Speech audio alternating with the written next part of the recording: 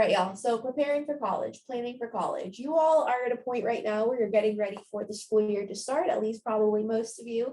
And so these are important things to keep in mind as you progress through whichever grade you are going to go into, just to make sure that you have a successful college application season, and you can turn in some really competitive college applications.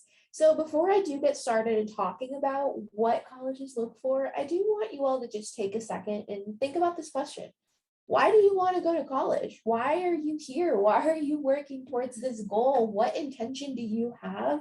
What goals are you setting for your future that makes you want to go and take this step in applying to college and attending college and graduating and moving forward with those post-graduation plans? So you don't have to say it out loud. You don't have to write it in the chat, but I do want you to take a second throughout the presentation, just throughout the next few days, and think about this question. Why do you want to go to college? And with that said, as you're thinking about that and as you're preparing for submitting your college applications, there's a couple of things that you can be doing right now and, to prepare for these different things at college. So I will say that, for example, NC State, we are a public university in North Carolina. So one thing that we're going to be looking for are called minimum course requirements. If you are in a North Carolina high school, this is not something that you necessarily have to worry about. But if you're planning on applying on any schools that are out of state, or if you're currently not in North Carolina and you want to apply to NC State or any North Carolina schools, there are a couple of things for you to keep in mind. One of them is that you have to have 2 levels of a consecutive foreign language, or 2 consecutive levels of a foreign language. So what that means, Spanish 1, Spanish 2, French 1, French 2, ASL 1, ASL 2. So each kind of college system has different minimum course requirements. So it's important to check in with the colleges that you're applying for, especially if they are not in the state that you currently live in, to see what they're looking for and what classes they want to see, so that you can make sure to take those while you're still in high school. Challenging curriculum. So it's very, very common for your high school to offer challenging courses for you. And these are typically along the lines of college level courses.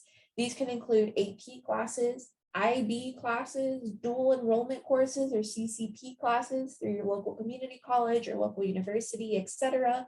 Even honors classes, y'all. Whatever offers that extra level of rigor, that extra level of difficulty more than the standard classes that are offered in your high school are, that really looks awesome on your college applications. But not only that, that will prepare you for a college curriculum and the classes that you can expect to take once you are here. Because y'all, college classes are hard, and I'm not even going to sugarcoat that. I'm not going to lie about that. And so you have this opportunity to start preparing for those while you're in high school. So go ahead and take that challenging class. Try and take that AP class or that IB class. If your local community college is offering you an opportunity to take a couple of classes, do it. Like, this is really awesome and a really great opportunity that your high schools are providing for you. Your GPA. So this is kind of a culmination of, or it's actually an average of the grades that you're receiving. So how many A's you've gotten, how many B's you've gotten, C's, etc. This all comes down to a number. For some colleges, this is going to be an important factor that they're looking for. For NC State, this is not necessarily something that we focus on. We prefer to look at your grades and the classes that you're taking. So the combination of whether you're taking these AP classes or these dual enrollment courses, etc., and how many A's have you gotten, how many B's have you gotten, and just taking a look at your academics through that context. The combination of those two things are what we look at more than GPA, but I can tell you that that's not necessarily true for other schools. So again, it's important to make sure to check in with the schools that you're applying for, just to take a look and just inquire about how they look at your academics. But y'all, if you're taking challenging courses, if you're making these strong grades, I can assure you that that can make you a competitive applicant in a lot of different places. So making sure to focus on that is really important. Test scores. Now, this is kind of a weird one, because if you are currently a high school senior getting ready to submit your applications, you may know that a lot of schools are test optional. And that means that you are not required to submit your test scores. If you have them, you do have the choice to go ahead and submit those for consideration. But if you don't have test scores, if your test scores aren't really where you wanted them to be, go ahead and check in with the colleges that you're applying for. Check this to see if they're test optional and how they will review applications with the test optional policy. For NC State, you will not be disadvantaged either way that you go. If you decide to submit your test scores, that's awesome, and they can be used to enhance your application. If you decide not to submit your test scores, that's awesome too, and you will not be penalized on your application. We'll just take a look at everything else. So again, this could differ depending on where you're applying for. So I would recommend just checking in to the different schools that you're submitting your applications to. Extracurricular activities. This means whatever you're doing, whatever you're involved in when you're not in school, when you're not doing homework. This includes clubs that you're in, or clubs, orgs, anything that you've started. Shout out to Benjamin.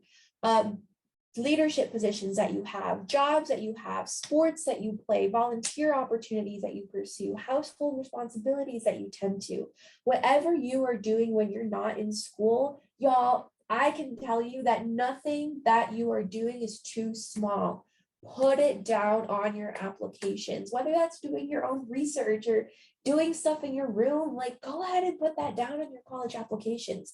It's all important, and it's all things that colleges want to know. If you haven't been doing a lot of stuff, now is the time to start. And there's a lot of things that you are able to do, a lot of which kind of lie on the grounds of the things that I've listed, but it's not exclusive to those things. So it's really important to get involved and do things when you're not in the classroom, when you're not doing homework. So like I said, it's never too late to start. Go ahead and find something. And y'all, participating in these webinars are something that you can put down on your college applications. Go ahead and put that down, list it on your extracurricular activities. This is an awesome thing that you're doing. Your essays. So most colleges and universities will require essays in some way, shape, or form. And this is for a very important reason. We want to get to know you beyond your grades, beyond your test scores, beyond what you're doing when you're not in the classroom. We want to get to know who you are. We want to know your story is something that happened to you when you were like 12, whatever that is that you want to share with us, that you feel like your application is not complete without letting us know about. Go ahead and put that down on your essays, and we'll talk a little bit more about that. I noticed that there were some essays or some questions submitted about essays, so I'll go ahead and elaborate after this presentation on just kind of what to look out for and what to focus on or what not to focus on. Class rank is considered if it's added to your transcript. Not all schools do, but it's not like an incredibly important factor that colleges take into consideration. It's just really, it tells us how you're doing in comparison to the rest of the students that you're graduating with. So if you're taking these challenging courses, if you're making A's and B's with mostly A's in your classes, your class rank will be high. But it's just one other thing that we look for when we're kind of taking into consideration your academics as a whole. Portfolios and interviews aren't typically required at most places, but they can be required for scholarships or for some more of those selective programs. What I can let you know is that for NC State, if you're applying for like graphic design, textile design, etc., you might have an interview and you are required to submit a portfolio. So again, just making sure to check in with different colleges that you're applying for to see if they require these things. So with that said, that's what colleges look for. So what can you be doing right now to prepare? So these are just a couple of things that you can be doing, some really easy stuff, y'all, that can help you boost your chances and really have more of these things on your application. Participating in class. You might be thinking, Jacqueline, what does this have to do with anything? I'll tell you. So participating in class can allow you for your teachers to get to know you. They can know you as inquisitive. They can know you as like curious. They can know you as wanting to participate and wanting to learn more, which can help you if colleges or scholarships require letters of recommendation. That's already a good resource right there, because you want your teachers to want to get to know you and to view you positively. And if you participate in class, if you raise your hand, if you ask questions, if you answer questions, that can already put you in a good standing with your teachers. It can make for a really strong letter of recommendation. Doing your homework. Y'all, this seems pretty obvious, but it's so important. This can help you boost your grades, like actually participating, actually doing your homework and what's expected of you in class. Do it. Like this can help you boost your grade, which then helps you boost your GPA, which then looks good on college applications and just can get you in that habit of taking on those more rigorous things that are required from your classes. Joining colleges or joining clubs or organizations, this really goes hand in hand with extracurricular activities. If you have not done much, now is the time. But if you are already involved, stick with it because colleges like to see longevity rather than like a laundry list of different involvements that you're in.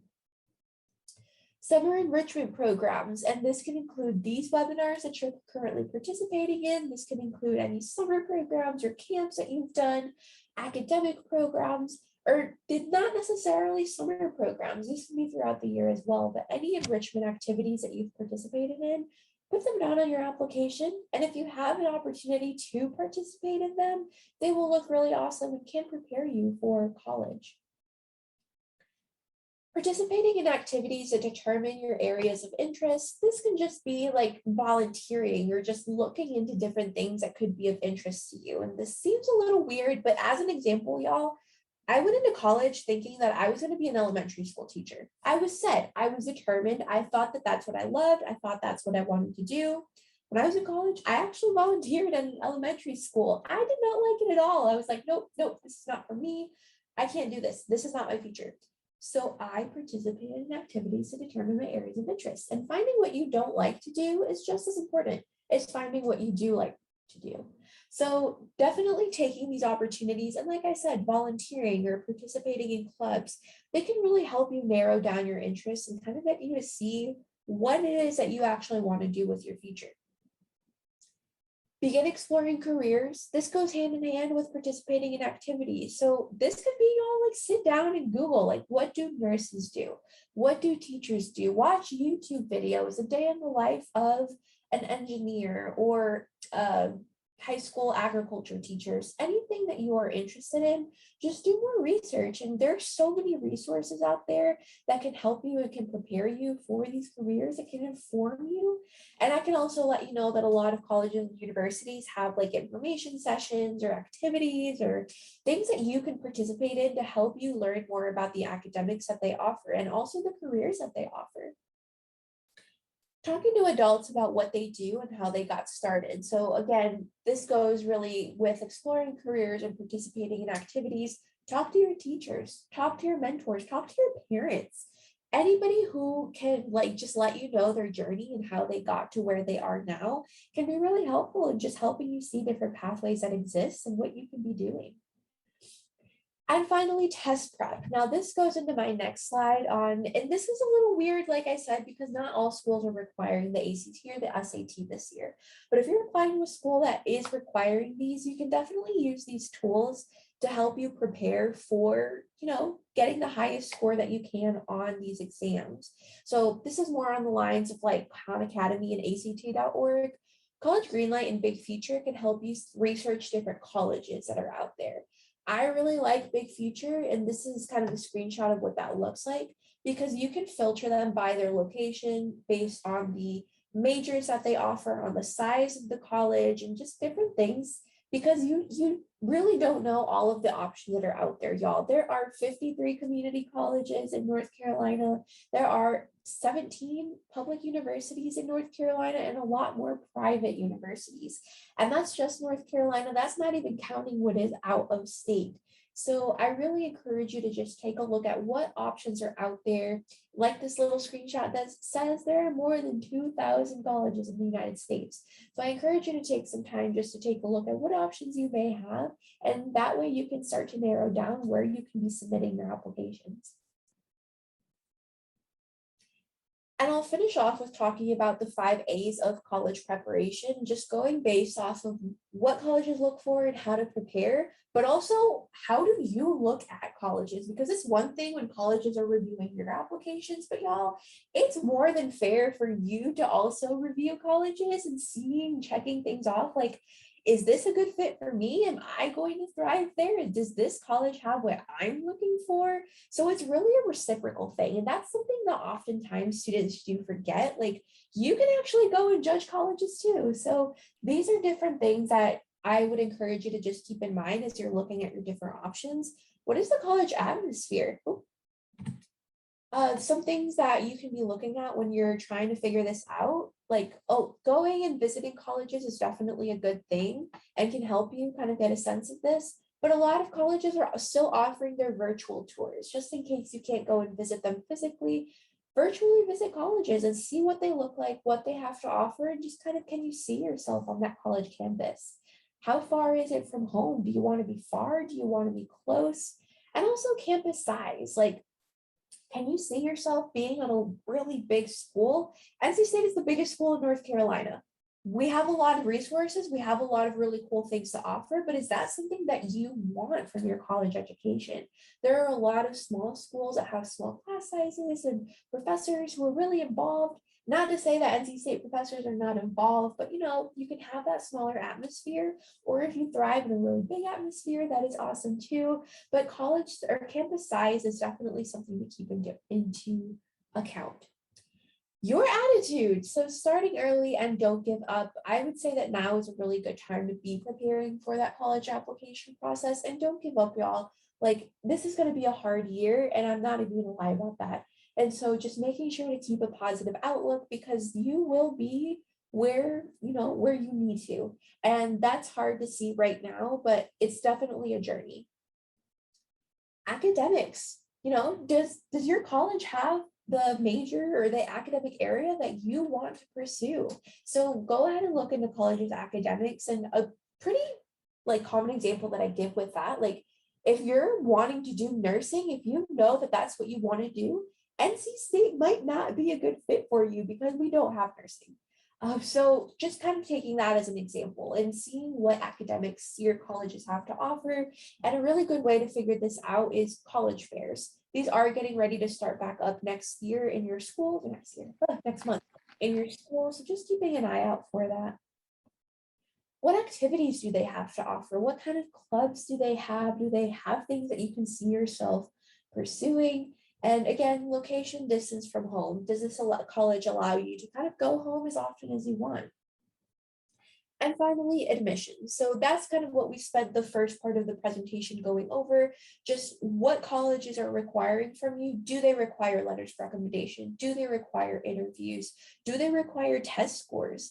So making sure to look at each individual college to see what they need from you when it comes to your application, and also cost and financial aid and scholarship opportunities. Is this an affordable option for you? You to spend your 2 to 4 years in college, however long you end up staying there and graduating from, those financial opportunities are something to take into consideration. And that's it. That is all of the information that I have for you all today.